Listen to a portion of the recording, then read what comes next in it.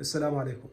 من يوم أمس وحتى هاي اللحظة البيجات العراقية ومنصات التواصل وبعض القنوات الفضائية العراقية يتحدثون عن وفاة المدعو أو المعروف جوجو دعارة، واللي هو اسمه عبد الله عبد الأمير، وهو متحول جنسيا.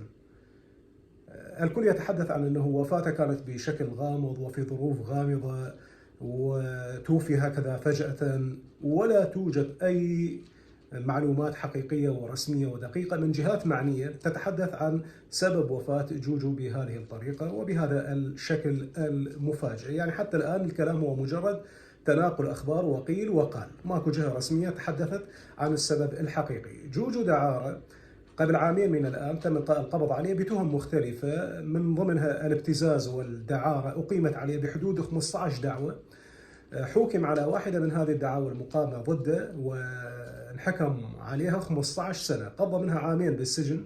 وطبعا في السجن كان يراعى مراعاة خاصة ومسجون وحده، ولم يكن مسجونا مع الرجال ولا مع النساء، كان مسجون لوحده بسبب حالته النفسية والجسمانية، وحتى كان يخضع لدورة علاج نفسي وجسماني. طبعا هذا الحديث بحسب تصريح السيد أحمد العيبي المتحدث باسم وزارة العدل العراقية. وحتى السيد أحمد العيبي أيضا ذكر أنه أثناء تسليم جوجو دعارة إلى المحاكمة فجأة سقط مغشيا عليه وفقد حياته هكذا بشكل مفاجئ. والحديث عن أنه تعاطى مخدرات وهناك جرعة زائدة من المخدرات تعاطاها جوجو وكان هذا هو سبب لوفاته، أو أن هناك جهات غامضة بداخل السجن قتلته بشكل